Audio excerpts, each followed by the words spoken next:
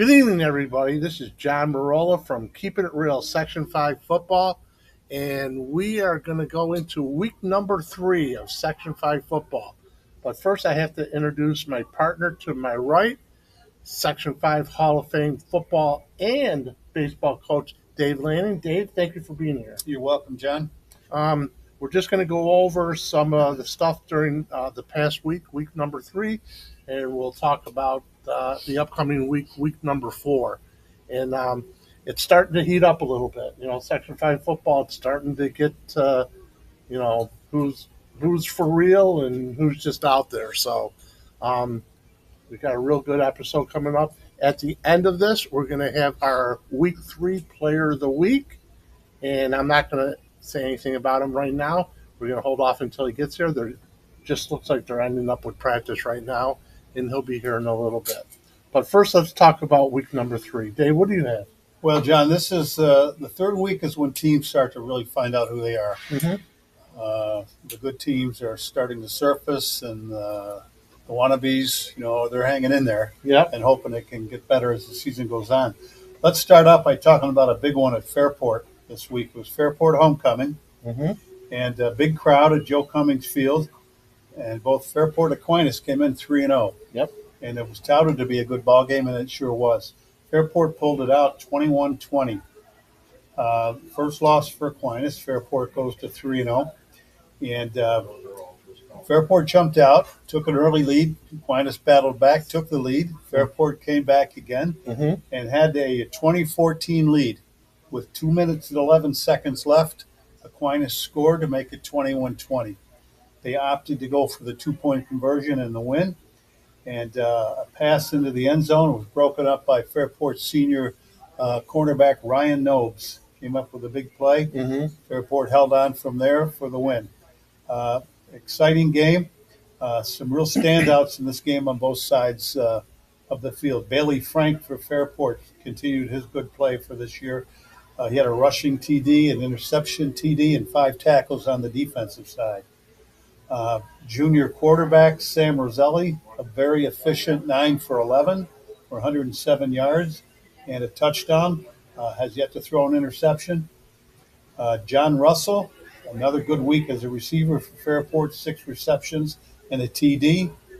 On the defensive side, senior defensive end Marcus Garrett, who's a real force out there, 6 tackles, a sack, and a big fumble recovery. Aquinas, of course, had their standouts as well. Frank Burgess and Lucas Leone both recorded 8 tackles, and their quarterback, Darian Battle, not their quarterback, their running back, Darian Battle, went for 151. Big game for him. So an outstanding game. Yep, that game I attended. I was at that game on Saturday.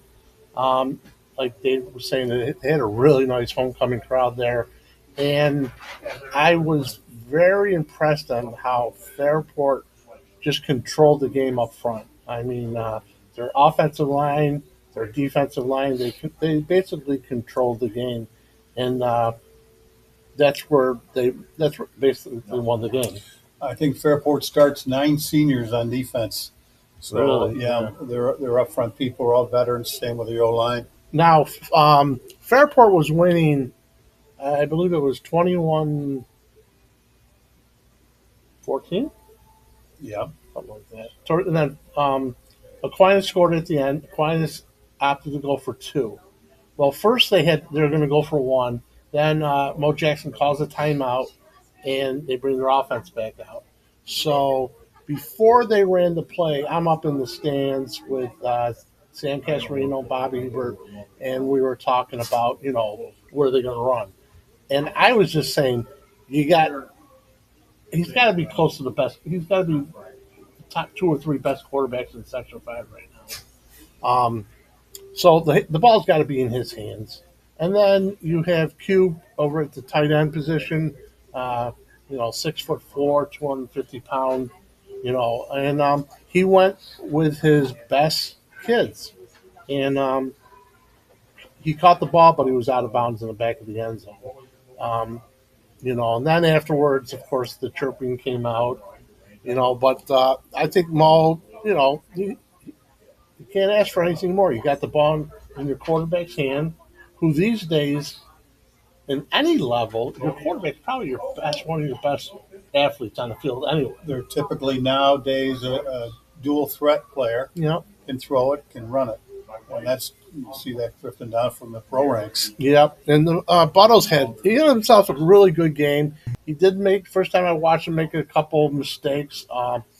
He threw a pick six where I know as soon as he threw the ball, he probably wanted it back. Just got away from him, and Fairport scored off of that. And then he threw another one late in the game. But he's a heck of a player. He's an outstanding player. But to Fairport's credit, I think they came up with 4 turnovers in the ball game. And in a game like that can certainly turn the tide. Yes, most likely. So it was a very, very exciting game. And I'll tell you something, too. I would not count Aquinas out. It's just too early in the season. I mean, they still have McQuaid, and they still have Hilton and Rush, and they play Penfield this week. So, there's still a lot of football to be played. So we'll see what happens. That's for sure. Fairport still has those clubs, too. McQuaid, Hilton, down the road. So it's not real early. Teams are starting to surface, but still a lot to be played. Yep. Got another big game as Brighton goes to 3-0 with a 42-24 win over Churchville. Brighton scoring a lot of points.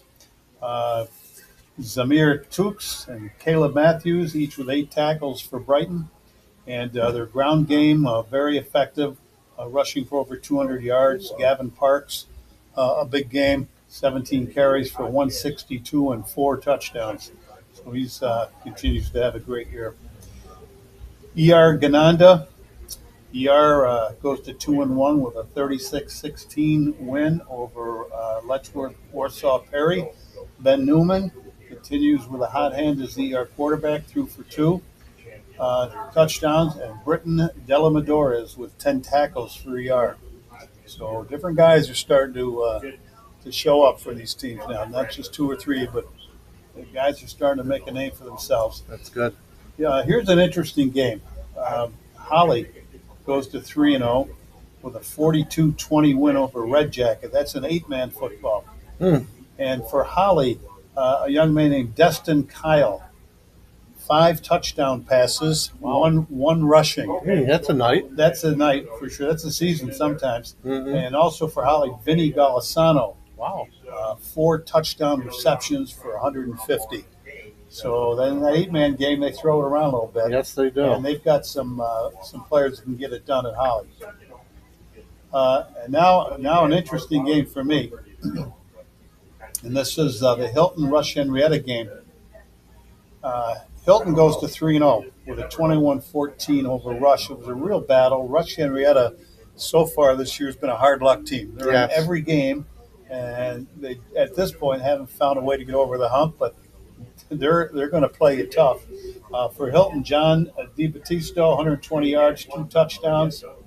He also had a clutch interception to snuff out a late Rush Henrietta bid for the comeback. As I said, Rush Henry goes to 1-2, but it's a hard luck 1-2. I wouldn't count them out either. Yeah, you know what reminds me of Rush this year is Fairport last year. Fairport I watched over at McQuaid last year, and they brought them right down to the wire. Had McQuaid on the ropes, going in for a score to go ahead. And I was just like, wow, they got something going on over at Fairport. Then the next week I watched them against Aquinas, and they just looked flat. And then came back earlier, maybe. I don't remember which week. Lost to Hilton in overtime. Yes. So, there were a couple of games that got away. But they were right there. This year's Rush reminds me of last year's Fairport. They're getting there, but they're just not, over that hump a little. Yeah. It's hard. Yeah. Winning's a habit, and once you get there, I'll be Fairport now, out to a 3-0 start. So they found a way. They figured it out a little bit so far. Got a couple of other notables, individuals who had big games this weekend. For Greece Olympia, Khalil Pritchett, 3 touchdowns rushing, 165 yards in their win over St. Mary's. Austin Billings, Bishop Kearney, 10 tackles in a loss to Clyde Savannah. outstanding day on the defensive side. And Chris Titus from Clyde, 5 tackles, 3 for loss, including 1.5 sacks. So some individual notables from this week. Nice. The one game I like to go back and is I try to watch a couple games a week. Last weekend, like I said, Saturday I watched Fairport and Aquinas, and then Friday night I was back at Arundecoit watching Arundecoit and Webster Schroeder. And again, Arundecoit is very, very. Their two receivers, they're both sophomores, and I'm telling you, oh my God, they made some circus one-handed catches, and they put on a show. I've seen those guys in practice, and they not only can go up and get it, but they run pretty good routes too, Mm-hmm. and are disciplined. But yeah, they're both threats for sure. Rondecoit can score a lot of points. Yep. And the thing that I was noticing is our old guy here, George Giordano, who coaches over at Arundecoit. I noticed defensively last Friday, they were subbing kids in defensively on the defensive line. And after the game, I said to him, I said, those two kids you put in the game, they performed. And he goes, you know what? I think we're going to start not have kids go both ways, which will make them even stronger. It's a luxury if you can do it. Not all the schools can. Back in my days of coaching Fairport, we were always able to do that. Mm-hmm. Play a couple of platoons and another group on specials. So it kept everybody interested and made for good practices. Yes. And, you might be a 1 on offense and a 2 on defense. I mean, you still would play. But Yes. we were able to start different guys. Yep, that definitely came in. So I was out there, and it was 26-0 at halftime, and it ended up being like 26-7. I mean, they're just again with anybody that we're talking about. If you're healthy at the end of the season, you're going to be in the mix. I was just going to point that out, John. This is the time now when injuries start to surface, and teams that are deep, they can overcome. Teams that aren't, if they lose a couple of critical guys, it gets tougher. Yep, most definitely. What else do you have going on? Well, a few other notables, as I mentioned, individual guys who had outstanding games, but I want to move on to this week now. Okay. We've got a big one coming up, 2 undefeated teams, and that's Alexander and Avon, both a battle for the Class D contenders. Mm-hmm. This will be a game to give them a leg up for sectional points. That should be a good one. Another one that I'm anxious to look at is Hilton and McQuaid. It's a big game. A couple of real versatile teams can score points, play really tough defense, both well coached. And somebody's coming out of that one with a loss. Yes. And that game, the McQuaid-Hilton game, we will be at Friday night.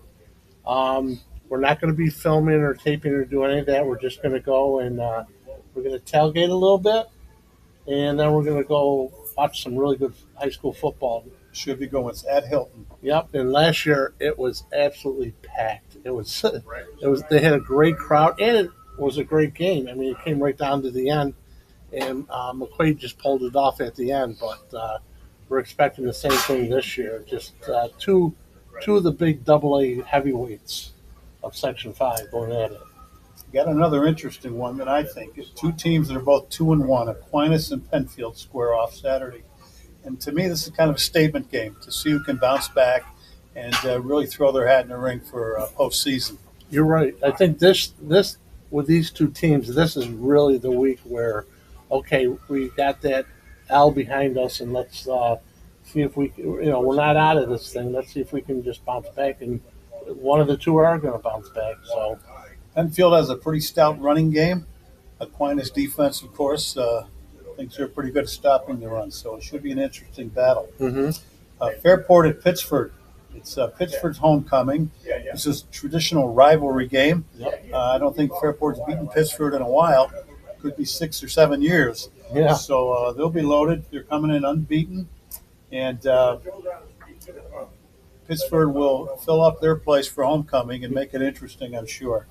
You had some battles against Pittsburgh when you were coaching, I'm All sure. through the years, yeah, yeah, I mean, we had our way a little bit, but there was always you never knew going yes. into it. Yep. Pittsburgh always had athletes and was well coached. Yep. Uh, and one more I want to mention, and that's Rush, Hard Luck Rush, as I mentioned, against UPrep. Now, Mm-hmm. UPrep's coming off their first win, so maybe they found a few answers after a couple of tough losses early. And Rush, is, as we've already indicated, has been in every game, so this is a chance for them to get back on track, get off the schneid a little bit. Yep. I think this week, week 4, with a lot of teams now will definitely, you know, are you going to turn the corner or are you going to, are you going to sit back? I mean, this is really the big weekend, I believe, as far as teams, pretenders and Yeah, contenders. yeah, I You think know. you're right. And again, that Hilton McQuaid game shapes up to be a good one. Yep. Yes, it does. I want to mention before we go on here, who's left on the undefeated ledger. I'll break it down by divisions. In the Double A, Fairport's 3-0, Hilton and McQuaid both 3-0. Mhm. So they'll be down to maybe 2 this week, could be 1 Yes. undefeated. In the A, Monroe, who's a powerhouse again, Yep. can score a whole lot of points in a hurry. They're 3-0, Irondequoit. If they play Monroe down the road, that would be an interesting matchup Yes, it for would. sure. They're 3-0. Brighton's 3-0. Yep. And Canandaigua is 3-0. We can't Yeah. forget about them. Yep. They beat Victor opening day, and that's a pretty good ball club.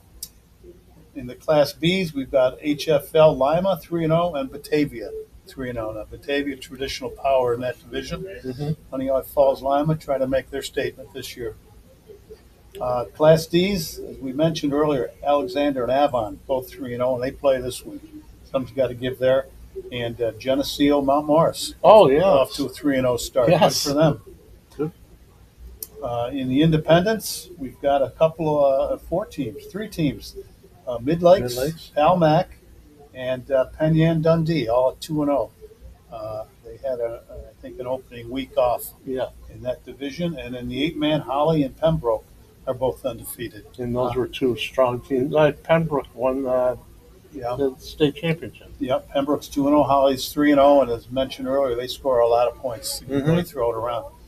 So kudos to those teams still undefeated after week 3. The other thing I'd like to note is, like I said, we like to go out and watch games. Friday, we're going to be out at Hilton. Saturday, I'm very anxious. I mean, this is a real big weekend. East is at Monroe. So we're going to go watch that one. That's at noon on Saturday over at Monroe and see what that's all about. That should be one heck of a game, too. Yeah, an old City League matchup. Yes. Could be fun. Yep. I know Monroe's fun to watch. Yes, they are. Right now, are you good with what you got right there? I'm good. Okay. I just want to go over some things here. First, I have to say about please subscribe. We're trying to get our subscribers up.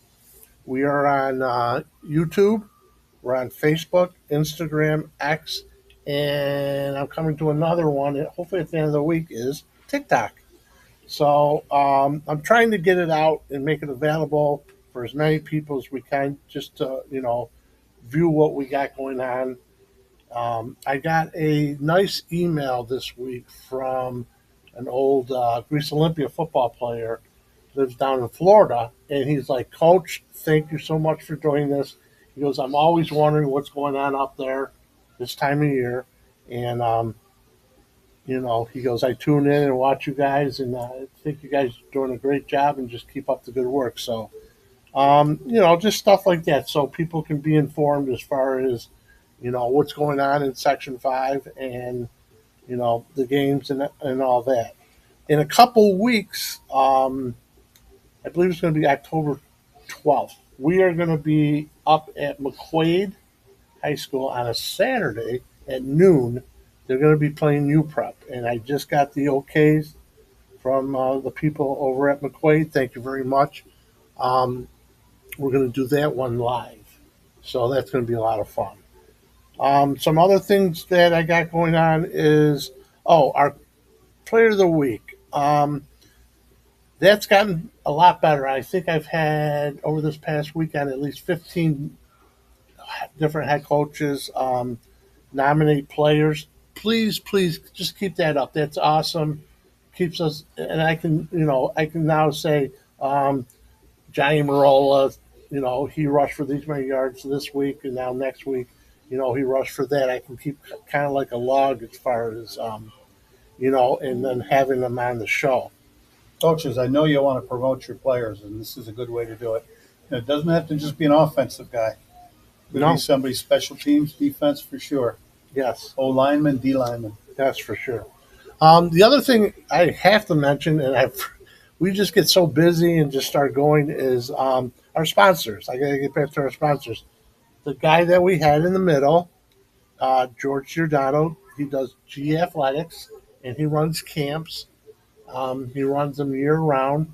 So if you go on our QR code, you don't have a QR code. I don't even know what that means. Oh, yes.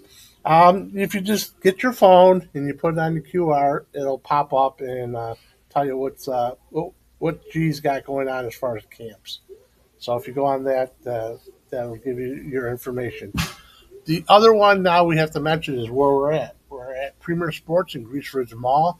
Our owner is over there unboxing some things, Joe Muno, and we always want to say thank you to him for having us here. It just makes it, more, just really nice and really neat. And like we said, at the end of this, we will have our player of the week. Should we announce it or should we just wait for it? Well, we can wait a little bit, but Joe does provide the jackets, sweatshirts for our players of the week. Yes, he does. Certainly appreciate it. Actually, let me see if I can catch. Hey, Joe. Joe Muno. Yeah. Do you happen to have any of those jackets? Yeah. Can I see one? I want to just show on. How you doing, Dave? Good, Joe. How about you? That's Joe just walking Shreveport beat by. Aquinas, huh? Uh-huh. Shreveport beat Aquinas? Yeah, good one too. So I wanted to do this earlier, but he just came in now. Just show people what we hand out to the player of the week, what he gets, and I think they're pretty neat. And like I said, last weekend when I was at Irondequoit, I was walking in the crowd and I seen this jacket. Thank you. It's right behind you, the sleeve, camera. Oh, You're on. oh, you were on. I didn't mean Yeah, to. we're on. It's okay. Here's the hoodie. I don't know if this shows it pretty good. Okay, it's got our thing on the back, and then on the front, it's going to have. Well, it's not there now. It's going to have the player's name and number, and school over there, and then on the sleeve, Right here. right there, it's going to say Premier Sports. Premier Sports Player of the Week, and that's what Joe is very nice to do for us, and the players give this out. And actually, like I said, when I was at the Irondequoit game Friday, I was walking by and I seen a gentleman with a jacket on, and I walked by and I said, "Boy, that's nice." And he looked at see mine, and then it was Cam Freeman, who, by the way, we will have back on in the near future. We're trying to set up the right time and to have him back on because that was just basically we had a hiccup in that one. So, but we are planning on having him on in the near future. John, I want to build on something you said earlier. The word is getting out about keeping it real. I had a call a few days ago from a guy from Syracuse who picked it up on YouTube and complimented us on that. Nice. Yeah. So, anything that people want to let us know about the show, and we're always looking for things to improve. Like I said, my next thing is trying to get on TikTok. Why? Because everybody's on it. So, just trying to make that available. The other thing, too, is for the coaches. Again, if you don't have my email address, it is jmerola, MEROLA, 4747 at gmail.com. just throw that in there, and the have to be in by the latest Sunday night at 8 p.m. So, but I do throw out emails to the coaches on Saturday, and then I come back on Sunday and throw them another one. So that's about all I have for now. Good. What we're going to do now is we're going to take a little break, and when we come back, we are going to have our week number 3 player of the week. So please stay tuned. Hello, everybody. We're back. This is John Marola on Keeping It Real Section 5 Football. And on my far right, I have to first introduce my partner, Section 5 Hall of Fame football and baseball coach, Dave Lanning. Dave? Thanks, John. Yep. And our guest in the middle. This week, week number 3 player of the week from Brighton High School is Gavin Park. Thank you for being here. Appreciate it. Yeah, of course. Just going over some of your numbers. You guys played Churchill this past week.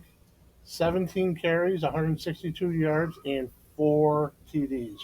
That is a workman's day of football. I'm sure you slept good Saturday night. Yeah. Yeah.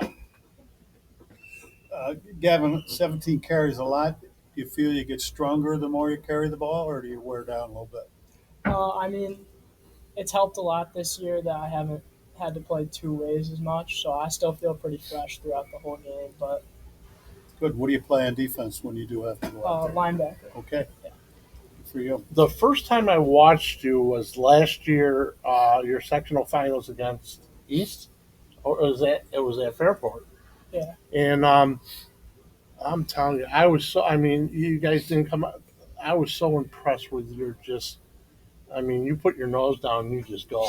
And that's just about how you play. And it was very impressive watching you, you must have had 30 something carries that game too.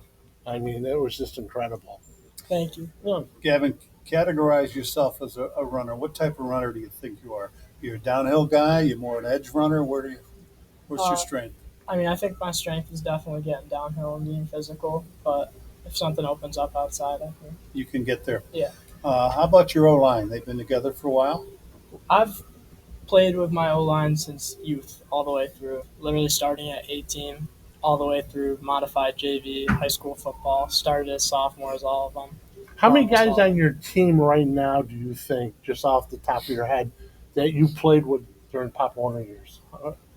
8, 10? A lot. Really? We have 22 seniors this year. Oh, really? Ton. Wow, Yeah, wow. big senior class, and I would say more than half of them I played with all the way through. So Wow, that's yeah, we're a really tight team. So they know your game. You know where they're going to get it done for you, Yeah. who to go to. Yep. Great.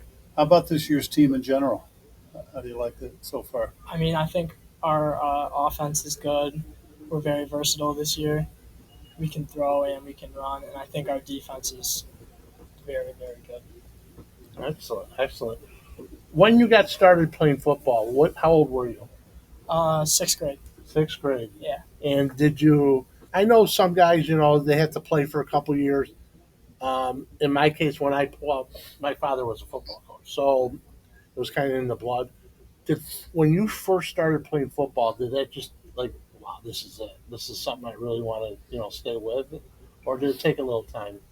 Honestly, it took a little while because I wasn't as good when I was younger, but it took a couple of years, and I gained some confidence and ended up really, really enjoying it. But the first couple of years, I had to stick with it for sure. Okay, nice. Now, I know you're a lacrosse player too. Do you prefer one over the other, or is it by season?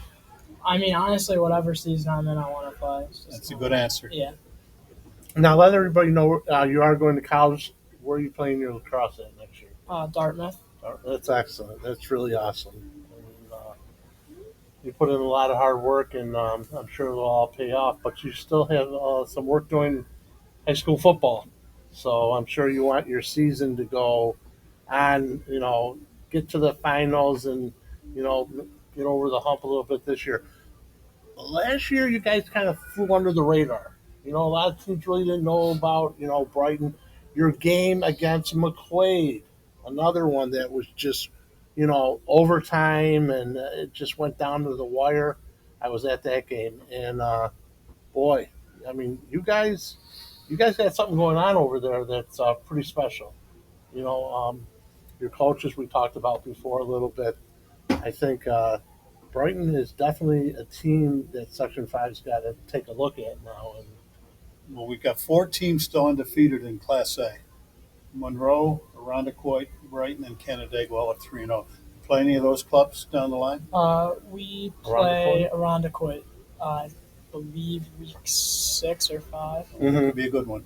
Yeah. It yeah, should be fun. You play them Yeah. home or at their place? We play them at Irondequoit. All right. now I've been over at Irondequoit a couple times. Our first game this year, they played Eastridge at home, and myself and Paul Bergandi, my other host, we did that game live, and I watched them then. I just watched Irondequoit a little bit last week too. They're very good. They're very. Their receivers. That's going to be one game that I'm definitely going to have to circle when you guys play them because that's going to be some good football play right there. Because you got to be good if you're going to get to that level, get to that point. So Who do you have this week, Gavin? This week we have Gage Chila. Okay. Yeah, they have some athletes for sure. mm-hmm. I think they got their first win last week, maybe? Yes, they did. So, What game? Now I know the old cliche. We play one team at a time and we go 1 week at a time. But in your mind, who that you would like to see again, or who would you like to play as far as getting to where you need to be?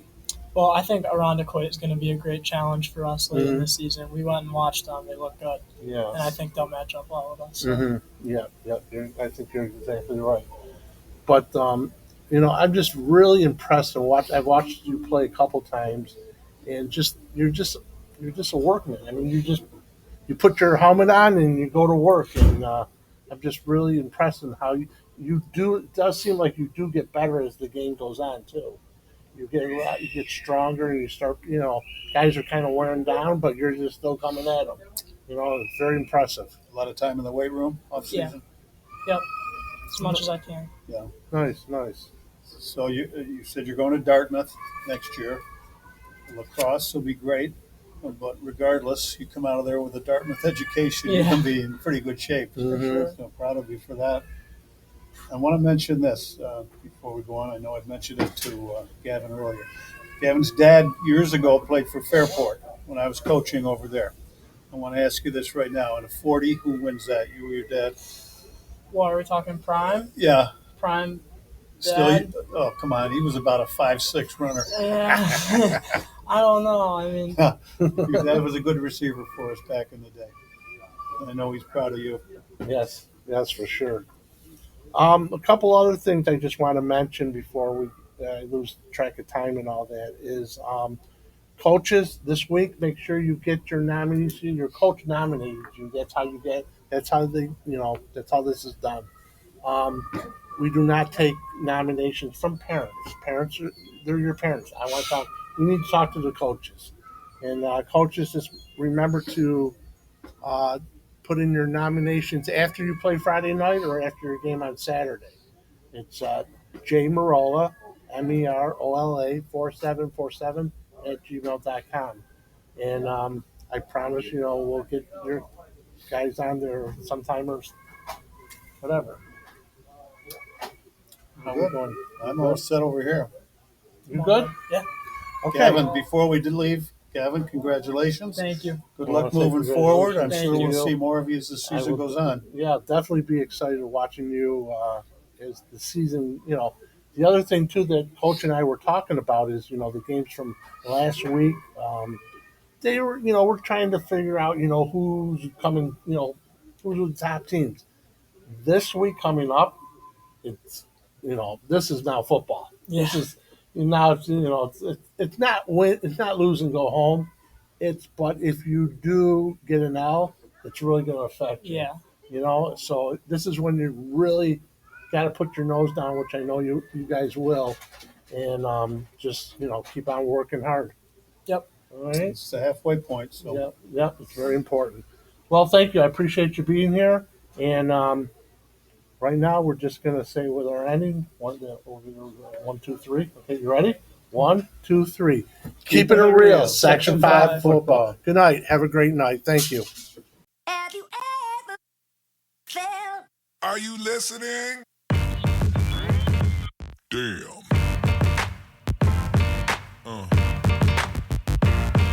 Yeah. Yeah. Yeah.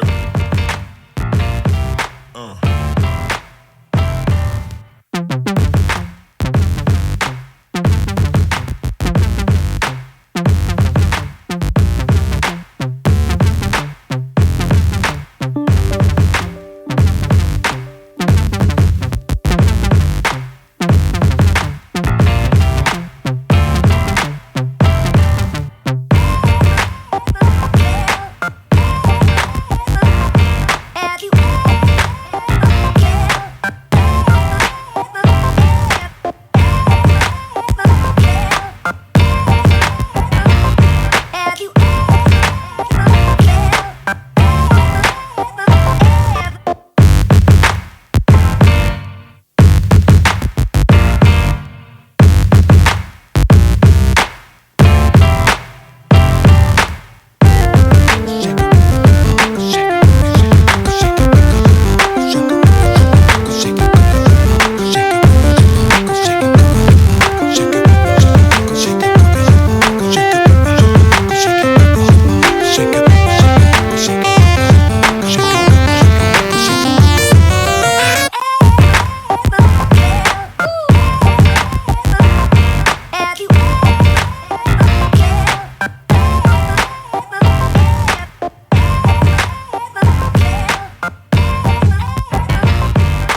ever